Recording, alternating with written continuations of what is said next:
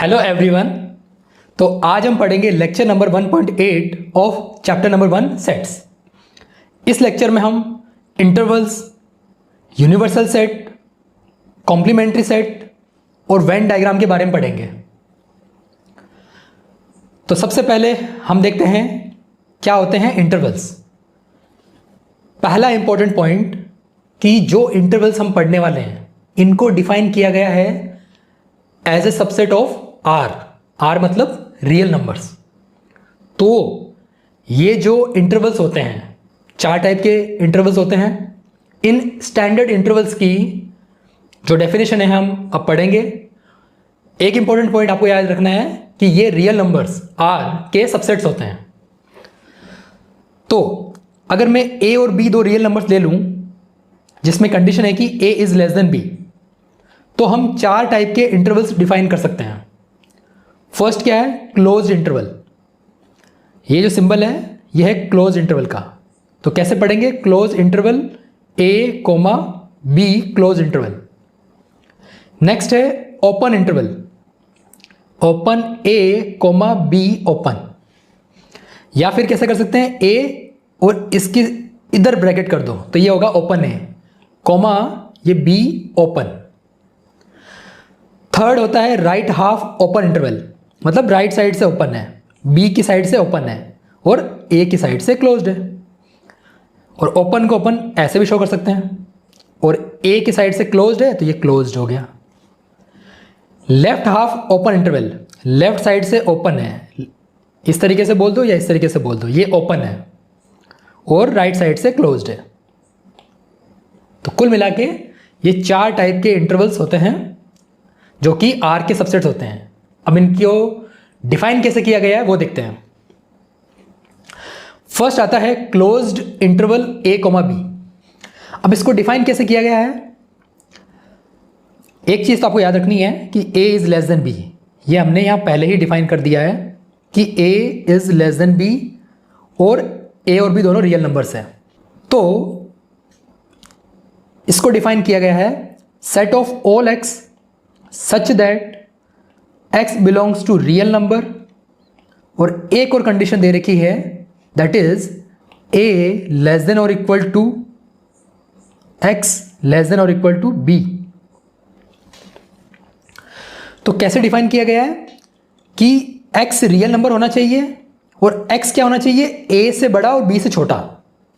ये इक्वलिटी का साइन ये बता रहा है कि x a के इक्वल भी हो सकता है और x b के भी इक्वल हो सकता है। एग्जाम्पल से देखते हैं। जैसे मुझे closed interval -1 comma 3 closed interval इसको डिफाइन करना है तो कैसे करूंगा? Set of all x such that x belongs to real number और यहां आ जाएगा -1 लेस देन और equal to x less than और इक्वल टू 3। तो ये जो क्लोज इंटरवल -1 कोमा 3 है इसमें वो सारे रियल नंबर्स आएंगे जो -1 से 3 के बीच में है। -1 और 3 भी आ सकते हैं। क्यों? क्योंकि यहां पर इक्वालिटी का साइन दे रखा है। ठीक। अब अगर इसको मैं रियल नंबर लाइन पे शो करना चाहूं तो कैसे करूंगा? देखो यहां कहीं पे होगा -1 और यहां कहीं पे होगा 3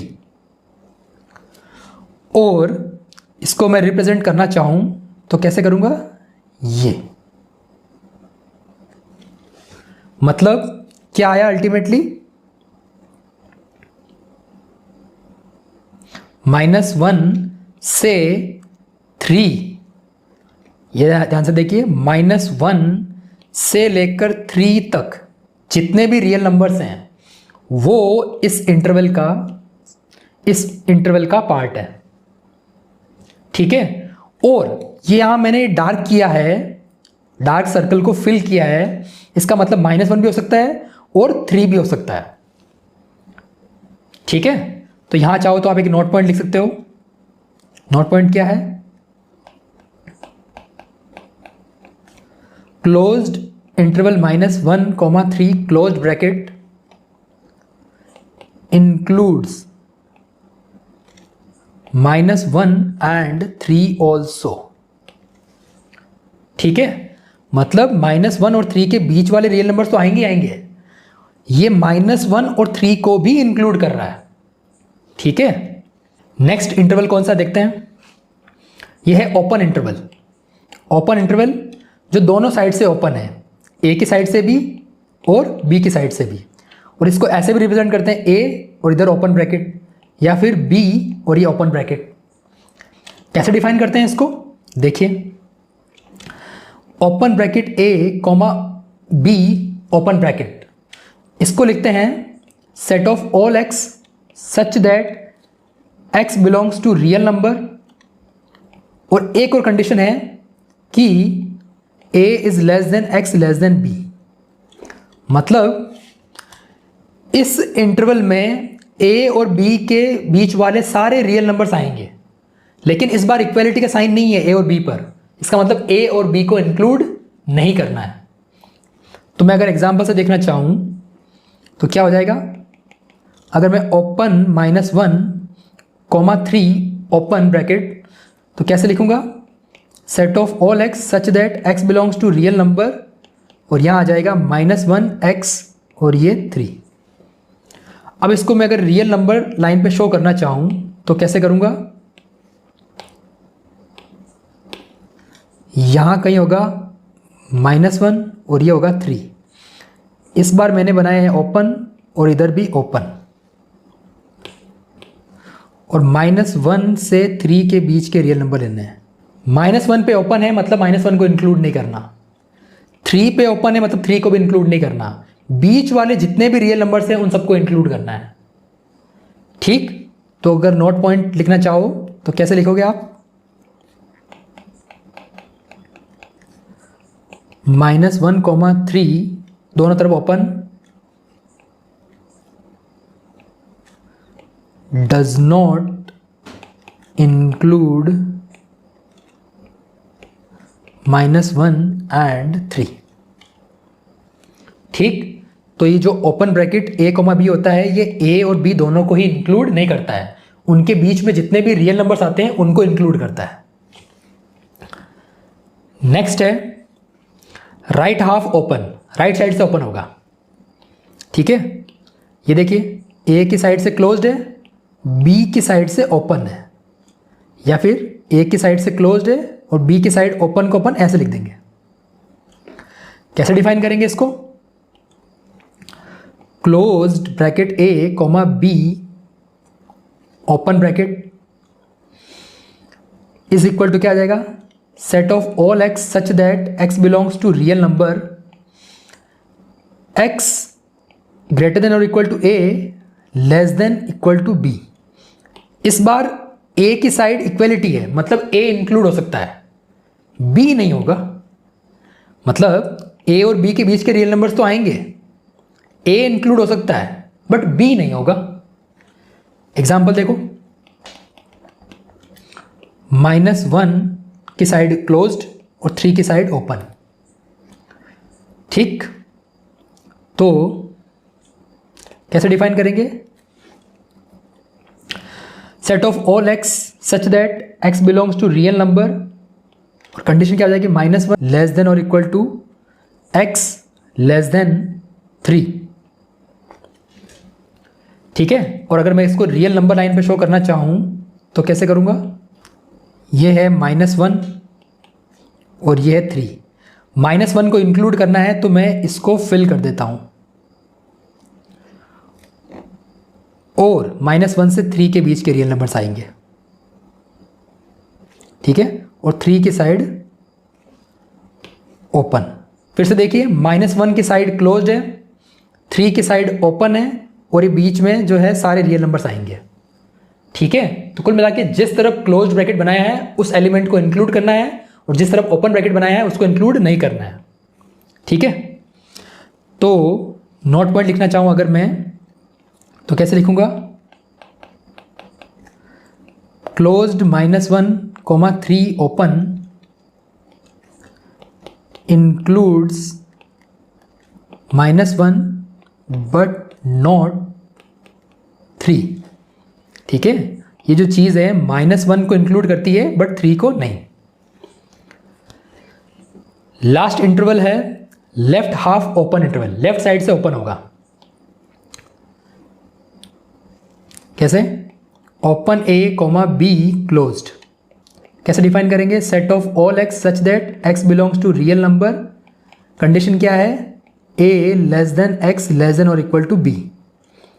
इस बार बी की साइड इक्वलिटी का साइन है, मतलब बी आ सकता है। ए की साइड इक्वलिटी साइन नहीं है तो ए नहीं आएगा। तो कुल मिला के इस इंटरवल में ए और बी के बीच के सारे रियल नंबर्स आएंगे। ए नहीं आ सकता लेकिन बी आ सकता है।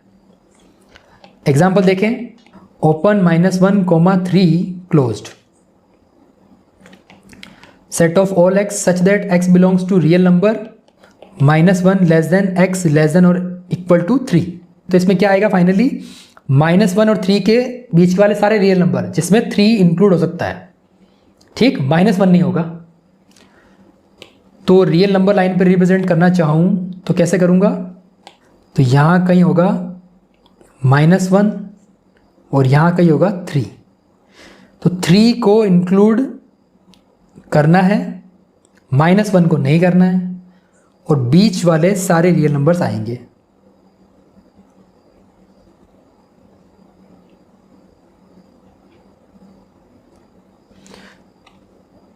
ठीक है, तो क्या हुआ?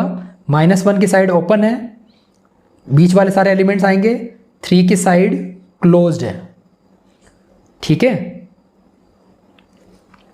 तो नोट पॉइंट लिखना चाहूं तो क्या लिखूंगा मैं? Open -1 comma 3 closed includes 3 but not -1। ठीक है, तो सिंपल सी बात है, इन चारों इंटरवल्स में, ये जो चारों इंटरवल्स हमने पढ़े हैं, इन चारों इंटरवल में 1 2 3 4, इन चारों इंटरवल्स में ए और बी के बीच के सारे रियल नंबर्स इंक्लूड होंगे। ए इंक्लूड होगा कि नहीं, बी इंक्लूड होगा कि नहीं, ये उस साइड का ब्रैकेट डिसाइड करेगा कि वो क्लोज्ड है या ओपन है। जब ब्रैकेट ऐसा है तो श्योरिटी के साथ ओपन है, ये ओपन है, ये ओपन है, ये ओपन है। जब ब्रैकेट ऐसा है और उस एलिमेंट को कवर कर रहा है तो क्लोज्ड है। जैसे यहां पर ये एलिमेंट है, इसको कवर नहीं कर रहा, उस साइड है, बाहर की तरफ जा रहा है, तो ये इसको अपन ट्रीट करेंगे ओपन की तरह। ये बी और इसको क्लोज कर रहा है तो ये क्लोज्ड। यहां पर ए को तो क्लोज कर रहा है ब्रैकेट, बट बी को ओपन छोड़ रहा है, तो ये साइड है क्लोज्ड और ये साइड है ओपन। ठीक है, तो जिस तरफ क्लोज्ड साइड है उस एलिमेंट को इंक्लूड करना है, जिस तरफ ओपन साइड है उस एलिमेंट को इंक्लूड नहीं करना है। ठीक है, अब एक डेफिनेशन आती है length of interval. The length of each intervals, ये जो चारों इंटरवल्स हमने पढ़े हैं, इनकी लेंथ को डिफाइन किया गया है b - a से। कैसे समझाते हैं एग्जांपल से। जैसे मान लो, वही एग्जांपल लिख लेते हैं, -1 3 और ये। ठीक है, अब इसकी मुझे लेंथ निकालनी है। ठीक है, तो कैसे निकालूंगा? लेंथ ऑफ, इस एग्जांपल में a की वैल्यू कितनी है? -1, b की वैल्यू कितनी है? 3। तो length of the interval -1, 3 is equal to क्या हो जाएगा? b - a। b की वैल्यू कितनी है? 3 माइनस a की वैल्यू -1, तो कितना हो जाएगा? 4। ठीक है, यहां देखिए, जैसे ये है -1 और ये है 3 और ये बीच के सारे रियल नंबर्स भी आएंगे। ये -1 पे क्लोज्ड है, 3 पे भी क्लोज्ड है। अब आप खुद देखो, इसकी लेंथ कितनी है? देखो, इस साइड से लेंथ कितनी है? 3, इस साइड से लेंथ कितनी है? 1, तो टोटल लेंथ कितनी है? 4। और अगर आपको डायरेक्ट निकालनी है तो कैसे निकालोगे? 3 - -1 इज इक्वल टू 4। तो कुल मिला के किसी भी इंटरवल की लेंथ निकालनी है तो आपको फॉर्मूला क्या यूज करना है, बी माइनस ए करने से उस इंटरवल की लेंथ आ जाएगी। ठीक है, तो लेंथ कितनी आई, 3 माइनस -1 इज इक्वल टू 4। तो ये वाली जो चीज़ है ये 4 है, 4 यूनिट है इसकी लेंथ। ठीक है, इंटरवल्स आर इनफाइनाइट सेट्स। अब आप खुद देखो, कैसे कोई भी इंटरवल हो उसमें ए और बी के बीच में जितने भी रियल नंबर से सारे आएंगे। जैसे एग्जांपल में यही है -1, 3। अब यहां देखो -1 और 3 के बीच में कितने रियल नंबर्स आएंगे, इनफाइनाइट रियल नंबर्स आएंगे। ठीक है, कुछ भी हो सकता है, रैशनल, इरैशनल। जैसे एग्जांपल के लिए -0.3 +0.2 +0.5 1.8 1.88 1.889 1.91 2.3 ऐसे करते करते infinite number of real number आएंगे। ठीक है, तो किसी भी सेट में अगर इनफाइनाइट नंबर्स ऑफ एलिमेंट्स हैं तो वो कैसा होगा, इनफाइनाइट सेट होगा। तो जितने भी इंटरवल्स होते हैं वो इनफाइनाइट सेट्स की कैटेगरी में आते हैं। ठीक है, तो नेक्स्ट डेफिनेशन आती है यूनिवर्सल सेट की। तो पहले डेफिनेशन देख लेते हैं। It is a set which consists of all possible elements which occur in the given context. किसी गिवन कॉन्टेक्स्ट में अकर होने वाले सारे पॉइंट्स को इंक्लूड करने वाला जो सेट होता है वो होता है यूनिवर्सल सेट। नोट पॉइंट दे रखा है, it is a set which includes all the sets under considerations. It is a super set of each of the given set. अगर कोई एक डिस्कशन चल रहा है या कोई कॉन्टेक्स्ट है, उसमें खूब सारे सेट्स हैं, उन सबको एक सुपर सेट है जो इनको इंक्लूड करता है, तो ऐसे सुपर सेट को हम यूनिवर्सल सेट कहते हैं। मतलब जो यूनिवर्सल सेट है उसके लिए जो सारे गिवन सेट्स हैं वो कैसे हो जाएंगे, सबसेट हो जाएंगे, या फिर उन गिवन सेट्स के लिए यूनिवर्सल सेट क्या हो जाएगा, सुपर सेट हो जाएगा। और यूनिवर्सल सेट को जनरली यू से या फिर एस से डिनोट करते हैं। अब एक एग्जांपल दे रखा है कि सेट ए दे रखा है 1, 2, 3, सेट बी दे रखा है p, q, सेट सी दे रखा है x, y को इंक्लूड करने वाला सेट। अब मुझे मान लो एक यूनिवर्सल सेट डिफाइन करना है। ठीक है, तो वो आपके ऊपर डिपेंड करता है, बट इतना मस्ट है कि आप जिस कॉन्टेक्स्ट में जिन सेट्स का डिस्कशन कर रहे हो उन सबके सारे एलिमेंट्स को तो वो इंक्लूड करेगा ही। हाँ, कुछ एक्स्ट्रा भी कर सकता है, बट उनके सारे एलिमेंट्स को तो इंक्लूड करेगा ही करेगा। मतलब एग्जांपल के लिए अगर मैं यहां पर यूनिवर्सल सेट डिफाइन करना चाहूं तो क्या हो जाएगा, देखिए ए के एलिमेंट्स क्या, 1, 2, 3, इनको इंक्लूड करवा देते हैं, 1, 2, 3। बी के एलिमेंट्स क्या है, p, q, तो p, q को इंक्लूड करवा देते हैं। सी के एलिमेंट्स क्या है, x, y, तो इनको इंक्लूड करवा देते हैं। ठीक है, तो इसको आप यूनिवर्सल सेट बोल सकते हो। किस, इस कॉन्टेक्स्ट में। तो ये जो गिवन सेट्स है इनके लिए आप इस सेट को यूनिवर्सल सेट बोल सकते हो। ठीक है, और ये यूनिक नहीं है, अगर आप चाहो तो और कोई यू भी डिफाइन कर सकते हो या फिर प्रॉब्लम में दे रखा होगा, बट ये कंडीशन मस्ट है और ये फुलफिल होगी ही कि यूनिवर्सल सेट उस गिवन कॉन्टेक्स्ट में जितने भी सेट्स दे रखे हैं उन सब के एलिमेंट्स को इंक्लूड करेगा। हाँ, एक्स्ट्रा हो सकते हैं वो अलग चीज है, ना हो तो भी कोई फर्क नहीं पड़ता, बट गिवन कॉन्टेक्स्ट के जितने भी सेट्स हैं उनके एलिमेंट्स जो हैं, सारे एलिमेंट्स जो हैं वो तो आने ही चाहिए। कैसे, या फिर मुझे अगर डिफाइन करना हो ऐसे भी बोल सकते हैं यूनिवर्सल सेट को, तो ऐसे लिख देता हूं इस बार 1, 2, 3, मैंने p, q, r ले लिया, x, y, z ले लिया, तो इसको भी मैं बोल सकता हूं यूनिवर्सल सेट। किस कॉन्टेक्स्ट में, इस कॉन्टेक्स्ट में। ठीक, क्योंकि इस बार देखो r एक्स्ट्रा आया, z एक्स्ट्रा आया, एक्स्ट्रा एलिमेंट्स हैं कोई दिक्कत नहीं, बट जितने दे रखे हैं सेट्स वो सारे तो इंक्लूड होने चाहिए, तो इनके लिए ये यूनिवर्सल सेट है। ठीक है, और एक और चीज देखो यहां पर, अब यहां देखो जो A है वो सबसेट है U का, इसका मतलब जो U है यूनिवर्सल सेट वो सुपर सेट है A का।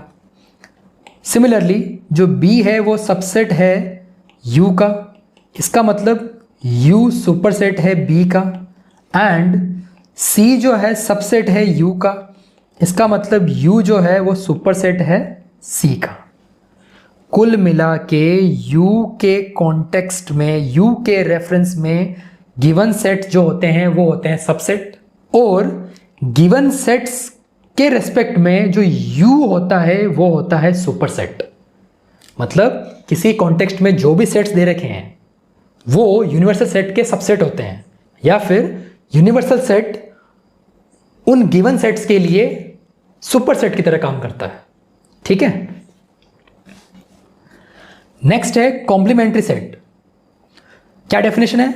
Complementary set of a set A is a set which contains all those elements of universal set which are not in A. A का कॉम्प्लीमेंट क्या होगा? जिसमें यूनिवर्सल सेट के वो सारे एलिमेंट आएंगे जो A के अंदर नहीं है।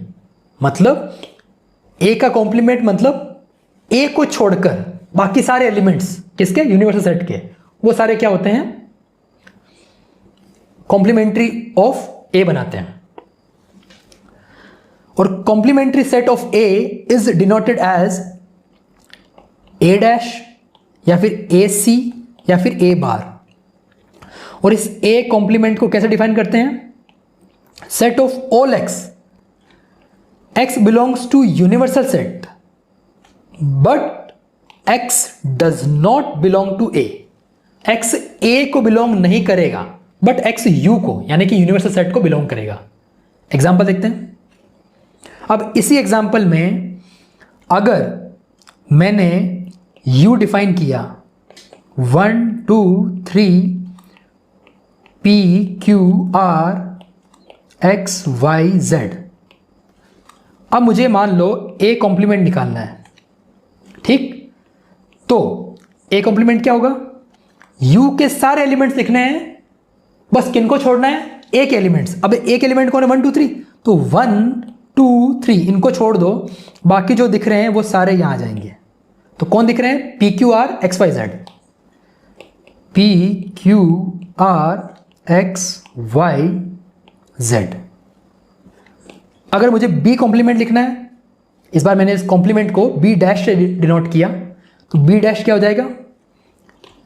U के सारे एलिमेंट लिखने हैं जिसमें B के नहीं आने चाहिए, तो P और Q को हटा दो। कौन दिख रहे हैं? 1 2 3 R X Y Z। तो B डैश क्या हो जाएगा? 1 2 3 R X Y Z। और अगर मुझे C बार लिखना है तो C बार क्या हो जाएगा? U के सारे एलिमेंट्स लिखने हैं, C के हटा दो। C के कौन है? XY। XY को हटा दो, क्या बचा? 1 2 3 P Q R Z। तो C बार यानी कि कॉम्प्लीमेंट ऑफ C क्या हो जाएगा? 1 2 3 P Q R Z। ठीक है, किसी भी सेट का कॉम्प्लीमेंट निकालना है तो यूनिवर्सल सेट के वो सारे एलिमेंट लिख दो जो उस सेट को बिलोंग नहीं करते हैं। ठीक है, अब इस सेट चैप्टर का सबसे इंपॉर्टेंट टॉपिक, क्योंकि अगर आपको वेन डायग्राम क्लियर है तो प्रीवियस ईयर में जेईई मेंस में जितने भी प्रॉब्लम पूछे गए हैं उनको आप इजीली सॉल्व कर सकते हो। ठीक है, तो ये सबसे इंपॉर्टेंट टॉपिक है इस चैप्टर का। ये क्लियर है तो आप सेट से रिलेटेड प्रॉब्लम्स जो एग्जाम में आती है उनको इजीली सॉल्व कर सकते हो। तो वेन डायग्राम को डिफाइन कैसे किया गया है? The diagrammatic representation of the sets is called Venn diagram. जो वेन डायग्राम है वो क्या होता है? सेट्स का पिक्टोरियल या फिर डायग्रामेटिक रिप्रेजेंटेशन, ये होता है वेन डायग्राम। इसमें क्या करते हैं? Here we represent the universal set U और S as a set of all points within rectangle and the subset A of the universal set is represented by the interior of a circle content in the rectangle. तो क्या बोलता है कि जो universal set है उसको आपको rectangle से डिनोट करना है, ये U या फिर S, जो यूनिवर्सल सेट है वो डिनोट होगा रेक्टेंगल से। मतलब इस रेक्टेंगल में जितने भी पॉइंट्स आएंगे वो सब इस यूनिवर्सल सेट के एलिमेंट्स होंगे, और इस यूनिवर्सल सेट का जो सबसेट है A, उसको डिनोट करना है आपको सर्कल से, और इस सर्कल के जो इंटीरियर के पॉइंट्स हैं वो इस सबसेट A के पॉइंट्स होंगे। ठीक है, तो जो गिवन कॉन्टेक्स्ट है उसमें जितने भी सेट दे रखे हैं उनको आपको डिनोट करना है सर्कल से, और उन कॉन्टेक्स्ट और उस कॉन्टेक्स्ट में दिए गए सर्कल्स के लिए जो यूनिवर्सल सेट है उसको डिनोट करना है आपको रेक्टेंगल से। ठीक है, अब पहला नोट पॉइंट है, if the sets A and B are not equal but they have some common elements then we represent A and B by two intersecting circles. अगर A और B दो ऐसे सेट्स हैं जो इक्वल नहीं है but उनमें कुछ एलिमेंट्स कॉमन हैं, तो उन दोनों सेट्स को हम दो इंटरसेक्टिंग सर्कल्स से रिप्रेजेंट करते हैं। मतलब मान लो सेट A है तो उसको इस सर्कल से रिप्रेजेंट कर दिया, सेट B को इस सर्कल से रिप्रेजेंट कर दिया, और ये जो कॉमन पोर्शन है ये सेट A और B के जो कॉमन पॉइंट्स हैं उनको शो करता है। तो कुल मिला के अगर दो सेट अनइक्वल है और उनमें कुछ कॉमन पॉइंट्स आ रहे हैं, उनको रिप्रेजेंट करना है तो आप उनको इंटरसेक्टिंग सर्कल्स के थ्रू रिप्रेजेंट करोगे, और यूनिवर्सल सेट को तो रेक्टेंगल से रिप्रेजेंट करना है। अगला note point, if A is subset of set B then the circle representing A is drawn inside the circle representing B। अगर एक सेट A सेट B का सबसेट है तो A एक सर्कल बनाओगे, उसको बनाओगे B के अंदर, तो अंडरस्टूड है कि A B का सबसेट है। ठीक है, और यूनिवर्सल सेट को रिप्रेजेंट करोगे रेक्टेंगल से। नेक्स्ट है, two sets having no common elements are represented by two non overlapping circles. अगर दो सेट्स जिसमें कोई भी कॉमन एलिमेंट्स नहीं है तो आप दो सर्कल्स के थ्रू रिप्रेजेंट करेंगे उन सेट्स को जो कि इंटरसेक्ट नहीं कर रहे हैं, दूर दूर हैं, नॉन ओवरलैपिंग, बिल्कुल भी ओवरलैप नहीं कर रहे हैं। तो ये दो सर्कल मैंने बना दिए जिनमें कोई भी कॉमन एलिमेंट्स नहीं है, और ये यूनिवर्सल सेट इस रेक्टेंगल के थ्रू रिप्रेजेंट कर दिया। अब जो हमने पढ़ा था अभी कॉम्प्लीमेंट्री ऑफ सेट है, क्या पढ़ा था हमने definition? Complementary set of set A कौन सा सेट होता है? जो यूनिवर्सल सेट के उन सारे एलिमेंट्स को इंक्लूड करता है जो ए का पार्ट नहीं है। मतलब क्या लिखा हुआ यहां पर, the complementary set of a set A is represented by the shaded region in the figure. ये जो शेडेड रीजन है इससे रिप्रेजेंट करना है, that is a region lying outside the circle of set A and inside the universal set U. इस U के अंदर वाला बट इस सर्कल के बाहर वाला ये जो पोर्शन है, ये जो मैंने अभी हाईलाइट कर रखा है, ये है ए डैश या फिर कॉम्प्लीमेंट्री ऑफ सेट ए।